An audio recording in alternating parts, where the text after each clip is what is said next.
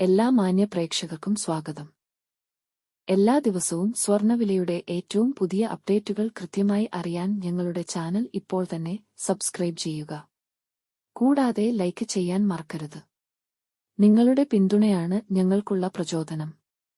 പിന്നീടുണ്ടാകുന്ന മാറ്റങ്ങൾ കമന്റ് ബോക്സിൽ അപ്ഡേറ്റ് ചെയ്യുന്നതാണ്.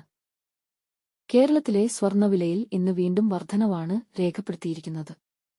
24 കാരറ്റ് സ്വർണത്തിന്റെ ഇന്നത്തെ വില ഗ്രാമിന് 21 രൂപയും പവൻ 175 രൂപയുമാണ് ഉയർന്നത്.